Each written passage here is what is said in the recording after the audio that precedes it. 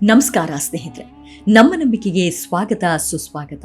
ಸ್ನೇಹಿತರೆ, ಯೇಸು ಕ್ರಿಸ್ತ ಇಂದು ಇಡೀ ಜಗತ್ತಿನಾದ್ಯಂತ ಹೆಚ್ಚಾಗಿ ಆರಾಧಿಸಲ್ಪಡುವ ಸಂತ. ತನ್ನ ಅಹಿಂಸೆ ಹಾಗೂ ಕರುಣೆ ಮಮಕಾರದಿಂದಲೇ ಅರ್ಧದಷ್ಟು ಜಗತ್ತನ್ನೇ ಗೆದ್ದ ಮಹಾನ್ ಪ್ರವಾದಿ. ತನ್ನ ಬದುಕಿನುದ್ದಕ್ಕೂ ಪಾಪಿಗಳನ್ನ ಪುಣ್ಯವಂತರನ್ನಾಗಿಸಿದ ಕರುಣಾಳು. ತಾನೊಬ್ಬ ದೇವದೂತ. ತನ್ನ ಕರ್ತವ್ಯವೇ ಇಡೀ ಜಗತ್ತನ್ನೇ ಉದ್ಧರಿಸೋದು ಎಂಬ ನೀತಿ ಪಾಠ ಮಾಡಿದ ದೇವಮಾನವ. ಹೀಗೆ ಈ ಜಗತ್ತಿಗೆ ಬಂದು ನಡೆದಾಡಿ ದೈಹಿಕವಾಗಿ ಕಣ್ಮರೆಯಾದರೂ ಮಾನಸಿಕವಾಗಿ ಎಂದೆಂದಿಗೂ ಜೀವಂತವಾದ ಪರಮ ಪವಿತ್ರರೇ ಯೇಸು ಕ್ರಿಸ್ತ.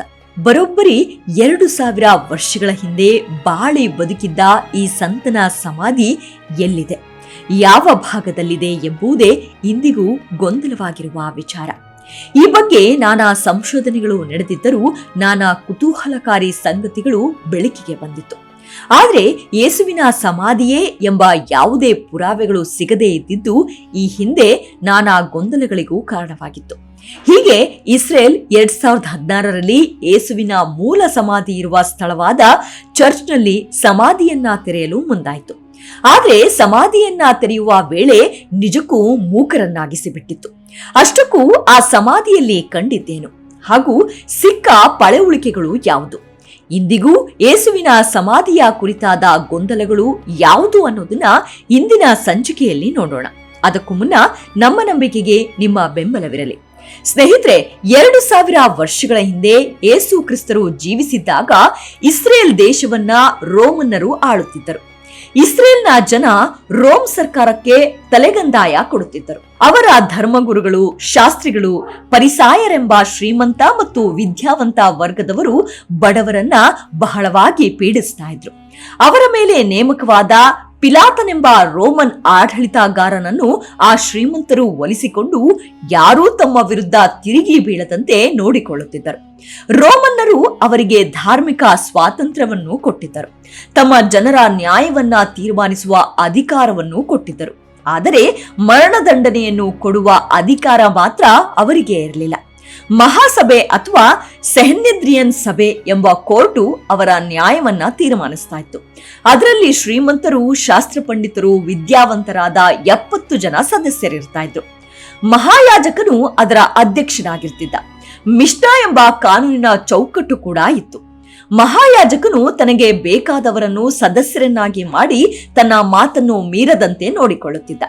ಮಹಾಯಾಜಕ ಮತ್ತು ಆತನ ತಂಡದ ಅನ್ಯಾಯಗಳನ್ನ, ದುಷ್ಕೃತ್ಯಗಳನ್ನ ಖಂಡಿಸಿದ ಕಾರಣ ಯೇಸು ಕ್ರಿಸ್ತನನ್ನು ಗೊಲ್ತಾಗೋ ಗುಡ್ಡದ ಮೇಲೆ ಶಿಲುಬೆಗೆ ಹಾಕಿ ಕೊಲ್ಲುವಂತೆ ನೋಡಿಕೊಳ್ಳಲಾಯಿತು. ಮಹಾಸಭೆಯ ಸದಸ್ಯರಾಗಿದ್ದ ಅರಿಮತ್ತಾಯದ ಯೂಸೋಫನಿಗೂ ನಿಕೋಮದೇವನಿಗೂ ಇದು ಸರಿ ಅನ್ಸ್ಲಿಲ್ಲ. ಯೂಸೋಫನು ಪಿಲಾತನ ಬಳಿಗೆ ಹೋಗಿ ಯೇಸು ಕ್ರಿಸ್ತನ ದೇಹವನ್ನ ಪಡೆಯಲು ಒಪ್ಪಿಗೆ ಪಡೆದ.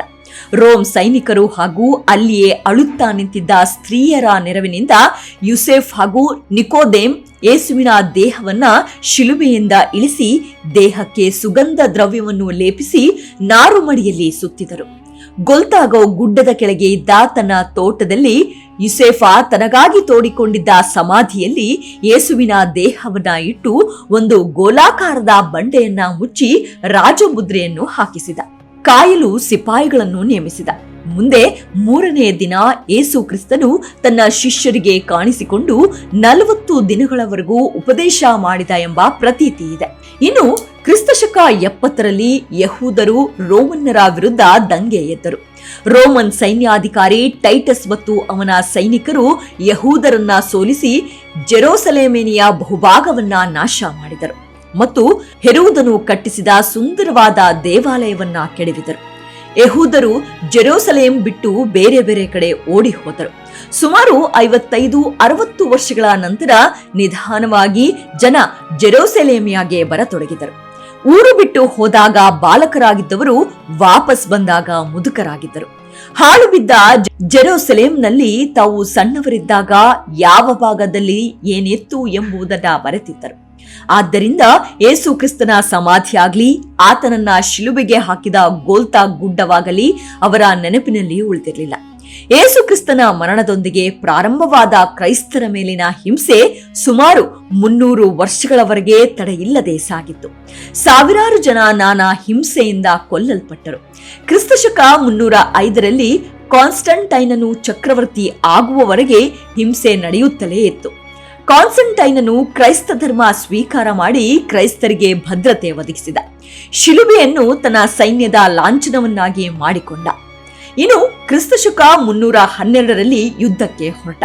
ಹೋದಲ್ಲೆಲ್ಲ ಜಯ ಪಡೆದ ಆತ ಕೆಲವೇ ದಿನಗಳಲ್ಲಿ ಇಡೀ ಯುರೋಪ್ ಮತ್ತು ಪಶ್ಚಿಮ ಏಷ್ಯಾದ ಸಾಮ್ರಾಟನಾದ.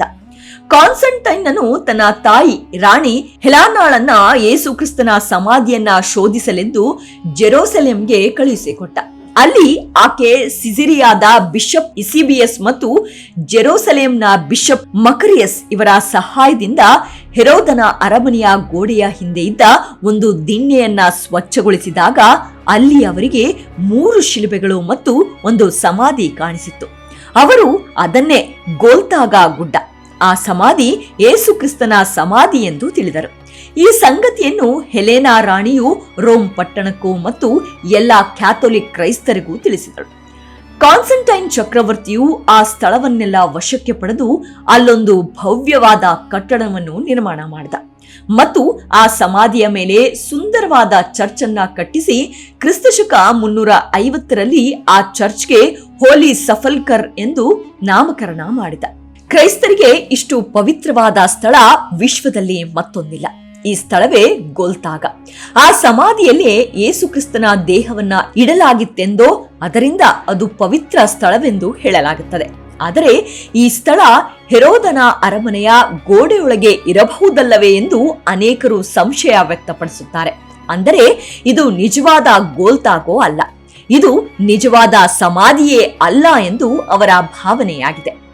ಜೆರೂಸಲೇಂನ ಉತ್ತರಕ್ಕೆ ದಮಸ್ಕದ ಹೆಬ್ಬಾಗಿಲಿನಿಂದ ಸುಮಾರು 700 ಅಡಿಗಳಷ್ಟು ಅಂತರದಲ್ಲಿ ಹಳೆ ಕೋಟೆಯ ಹೊರಗೆ ಒಬ್ಬನು ಕಲ್ಲನ್ನು ಎಸೆಯುವಷ್ಟು ದೂರದಲ್ಲಿ ಸುತ್ತಮುತ್ತಲಿನ ಪ್ರದೇಶಕ್ಕಿಂತ 40ರಿಂದ 50 ಅಡಿಗಳಷ್ಟು ಎತ್ತರದ ಒಂದು ಗುಡ್ಡವಿದೆ.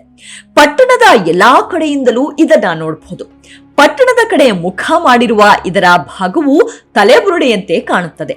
ಈ ಸ್ಥಳ ಸುಮಾರು 3 ಎಕರೆಯಷ್ಟು ವಿಸ್ತಾರವಾಗಿದೆ. ಒಟಥೇನಿಯಸ್ ಎಂಬುವನು ಈ ಗುಡ್ಡವನ್ನ ಕೂಲಂಕುಷವಾಗಿ ಪರೀಕ್ಷಿಸಿ ಇದೇ ನಿಜವಾದ ಗೋಲ್ತಾಗೋ ಎಂದು ಪ್ರತಿಪಾದಿಸಿದ. ಆದರೆ ಅವನ ಹೇಳಿಕೆಯನ್ನು ಯಾರು ಅಷ್ಟಾಗಿ ಗಮನಿಸಲಿಲ್ಲ. ಕ್ಯಾಥೋಲಿಕ್ಕರು ಅದು ಸುಳ್ಳು ಎಂದರು. ಇನ್ನು ವಿಜ್ಞಾನಿಗಳು ಅಕ್ಟೋಬರ್ 2016ರಲ್ಲಿ ಸಮಾಧಿಯ ನವೀಕರಣವನ್ನ ಪ್ರಾರಂಭಿಸಿದರು. 100 ವರ್ಷಗಳಲ್ಲಿ ಮೊದಲ ಬಾರಿಗೆ ತೆಗೆದುಹಾಕಲಾದ ಅಮೃತ ಶಿಲೆಯ ಚಪ್ಪಡಿಯ ಕೆಳಗೆ ಹಿಂದೆಂದೂ ಕಾಣದ ಆವಿಷ್ಕಾರ ಕಂಡುಬಂದಿತ್ತು. ಹೊಸ ಒಡಂಬಡಿಕೆಯೊಳಗಿನ ನಿರೂಪಣೆಗಳು ಯೇಸುವಿನ ಶಿಲುಬೆಗೇರಿಸಿದ ಸ್ಥಳಕ್ಕೆ ಸಮೀಪದಲ್ಲಿ ಸಮಾಧಿಯ ನಿರ್ಮಾಣವನ್ನು ಸಂಕೀರ್ಣವಾಗಿ ವಿವರಿಸುತ್ತವೆ. ಪುರಾತತ್ವಜ್ಞರ ನಿರಂತರ ಪ್ರಯತ್ನಗಳ ಹೊರತಾಗಿಯೂ ಈ ಪವಿತ್ರ ಸಮಾಧಿಯ ನಿಖರವಾದ ಸ್ಥಳವು ಕಾಲದ ಮಂಜಿನಲ್ಲಿ ಮುಚ್ಚಿ ಹೋಗಿ ನಿಗೂಢವಾಗಿ ಉಳಿದಿದೆ. ವಿಜ್ಞಾನಿಗಳು ಮತ್ತು ಸಂಶೋಧಕರ ತಂಡ ಯೇಸು ಸಮಾಧಿ ಎಂದು ನಂಬಲಾಗಿದ್ದ ಸ್ಥಳದಲ್ಲಿ ಉತ್ಖನನ ಮುಂದಾಯಿತು. ಅಕ್ಟೋಬರ್ 24, 2016ರಂದು ಶುರುವಾದ ಸಂಶೋಧನಾ ಕಾರ್ಯ 25 ಮತ್ತು 26ರವರೆಗೆ ಸತತ 60 ಗಂಟೆಗಳ ಕಾಲ ನಿರಂತರವಾಗಿ ನಡೆದಿತ್ತು. ಆಗ ಸಂಶೋಧಕರ ತಂಡ ಆ ಬೃಹತ್ ಚಪ್ಪಡಿಯನ್ನು ಯಾವುದೇ ಹಾನಿಯಾಗದಂತೆ ಸೂಕ್ಷ್ಮವಾಗಿ ಜರುಗಿಸಿತ್ತು.